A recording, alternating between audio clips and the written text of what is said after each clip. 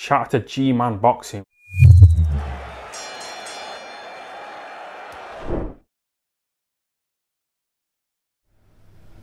You know, corruption is something that it's a word I very seldom use on this channel. Alright? Something I very seldom use. But I feel the need to talk about a fight that happened on the weekend, which was Zelfa Barrett, when he won a 12-round unanimous points decision over Kiko Martinez. Now, first of all, I want to say, I didn't do any prediction videos on this fight, but my pick for this fight was that Zelfa Barrett would win this fight on points. I think I alluded to it in one of my live streams. I said that he'd win this fight on points, and I actually believe that Kiko Martinez, the fact that he's a veteran, the fact that he's wily, he has seen better days. To me, I thought that he would box on the back foot, use some of those veteran tactics to survive, would ultimately lose on points. You know, might pick up some rounds in there, but would ultimately lose on points in what I thought it would be quite a dull fight. Personally, that was what I had envisioned, a particularly kind of dull, boring affair where, you know, it'd be one guy using veteran tactics to get through the 12 rounds, and that's kind of what I envisioned. Now, to my surprise, it wasn't that. Alright, now, the first 7 rounds, I had Kiko Martinez ahead.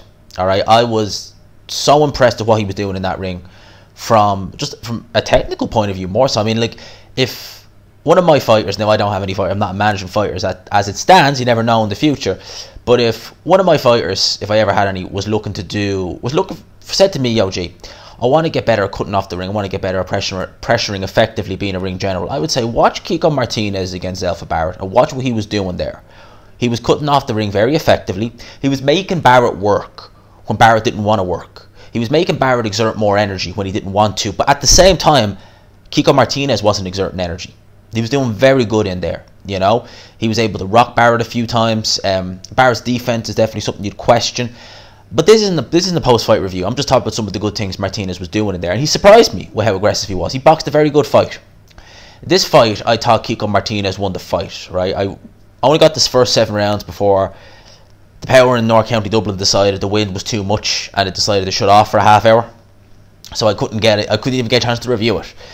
But what I did was I watched it back the next day. Alright, watched it in the cold light of day, and I saw the remaining 7 rounds.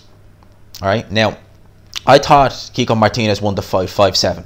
Alright, some people said a draw, some people had Barrett winning, majority of people I saw had Kiko Martinez winning. It was a close fight. It was that kind of fight. It was very close, right? If you had it a draw, I have no issue with that. If you had Barrett winning by a round or 2, again, no issue with it. It was that kind of fight. A kind of fight like that where it was competitive, it was fun to watch. Ruined. Absolutely ruined. By officials at ringside, appointed by the British Boxing Board of Control, who return ridiculous, absurd 118, 111 scorecards. The very idea that Kiko Martinez only won 2 rounds in that fight is absurd. Right? This is becoming too often. It's happening too regularly that we're talking about ridiculous scorecards on these shows. Alright? Let's flash back to October. Lewis Ritson, Miguel Vasquez. Right? That to me was the robbery. Excuse me. That was the robbery of 2020. Alright? You had Lewis Ritson, a fighter who was outworked for 12 rounds. I think Sky only gave him a round. Got a frog in my throat, excuse me. I think Sky only gave him a round. Now, that's his own network, only gave him a round.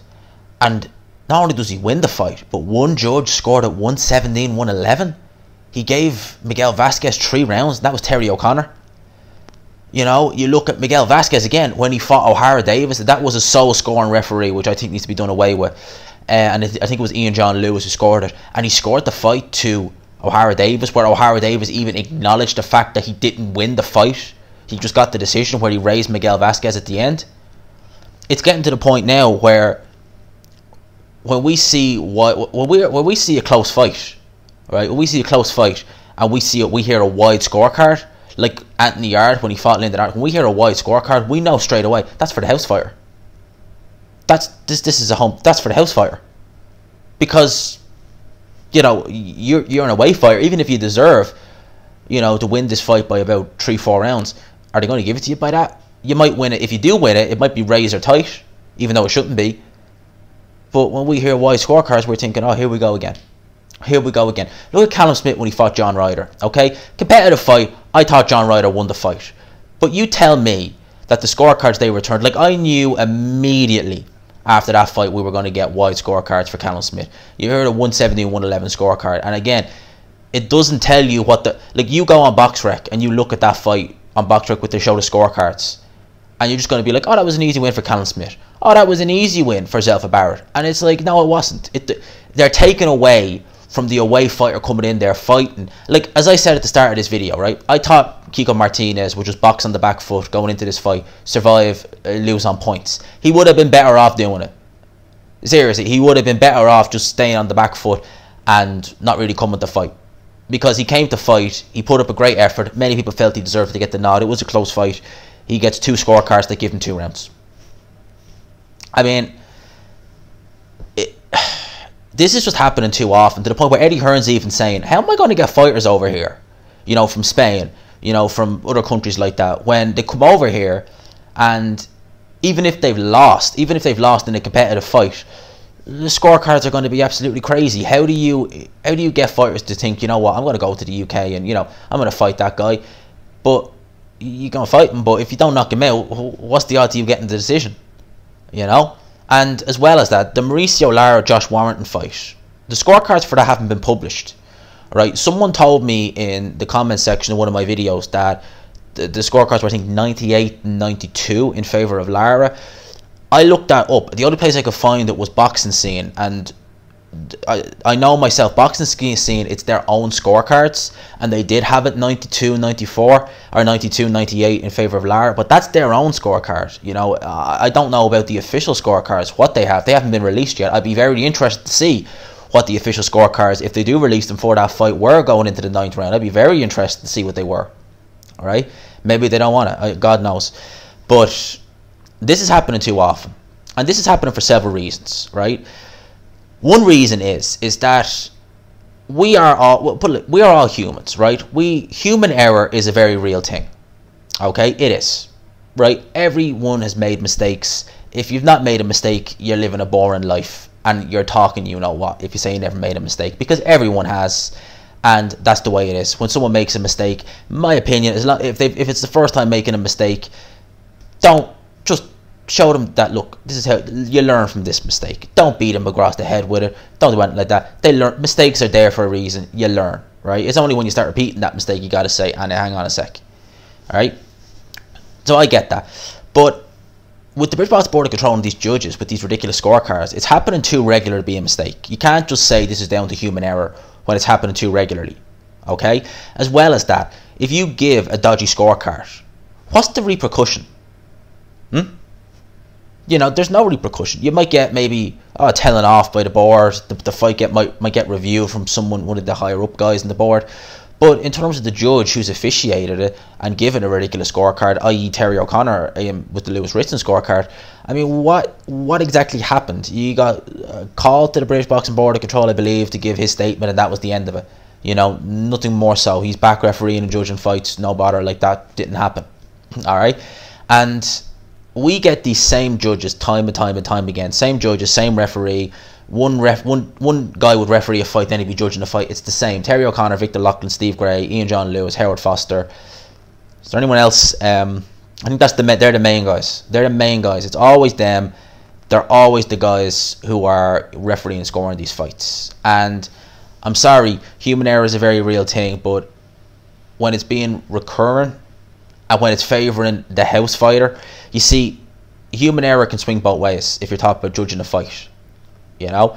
But in terms of it always benefiting the house fighter, that's not human error. It's not. That's not human error. I'm just going to say it now. That's not human error, right? There are referees like Jeff Hine, good referees.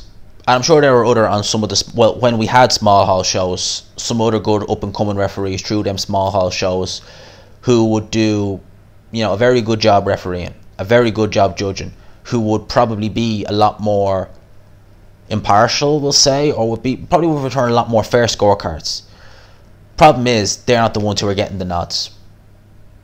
At the end of the day, a lot of time, I say this about the British Boxing Board. It's like that in every aspect of life. I mean,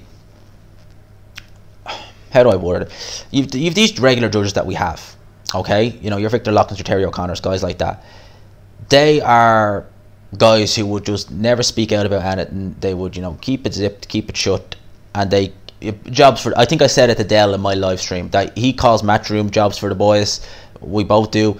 Well, I call the board of control jobs for the boys as well, because a lot of these guys are old school. They've been at it for years, and you look at this. You know, it's the same thing. Now, a lot of these guys will just leave it as it is. They never speak out. They never say heads or tails about anything. All right, it's like that in any aspect of life. You know, I've seen it myself where there have been people, and some of these people mean the absolute world to me, but they've been given opportunities that, in some ways, I don't even think they want it.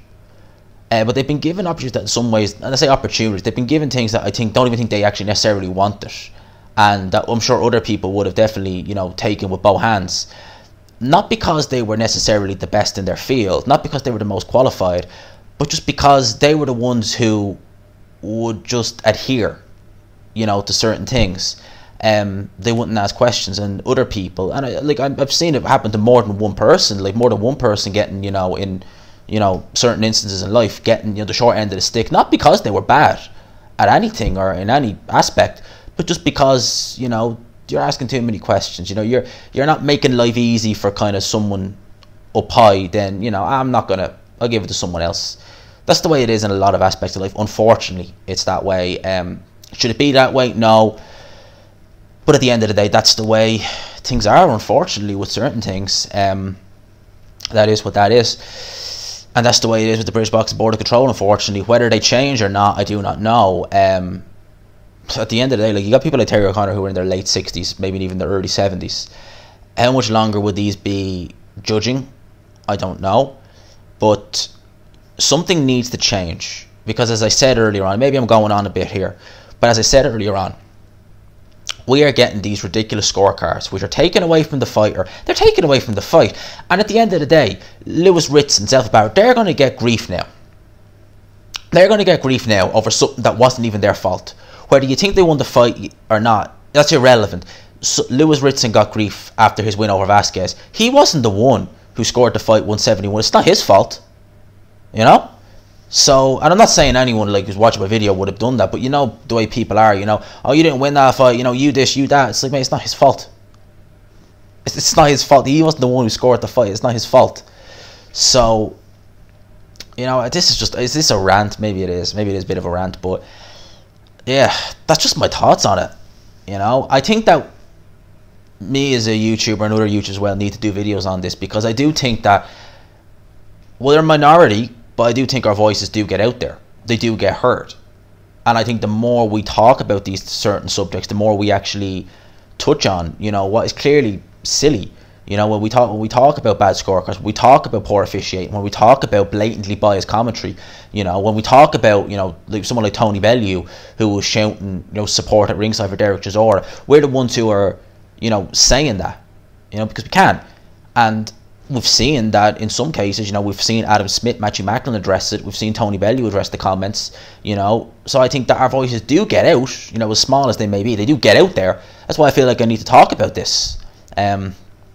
As long-winded as it may be, that's just what I feel. I feel that, you know, having a growing channel, you know, it's getting there, that, you know, if this reaches 1,000 people, if this reaches someone who might hear it, you know, all the better. Same with guys like Mark, same with guys like Dell, you know, if they can get their voices out and, you know, speak on it as well, it might get a snowball going, who knows.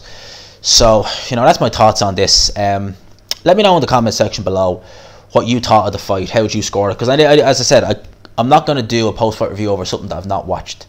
So I wasn't going to touch on the Barrett fight yesterday or today. But I thought I'd touch on the scorecard. Let me know your thoughts in the comment section. Do you think something needs to change? And are you like me? I always look at putting the positive spin on everything, but when you know the way certain things work, where it's not a case of, I'm sure there are better judges than these guys, but I'm sure as well that they might be, you know what I mean. Like, a lot of the times in life, you can get to where you need to go not by being the best, but by being the most obedient. Simple as. Let me know your thoughts in the comment section below. Hope you enjoyed the video. If you did, smash the like button. Subscribe, of course, if you haven't already. If you're new to the channel, hashtag GMadsRocks. All that good stuff, lads. I'll talk to you. Peace.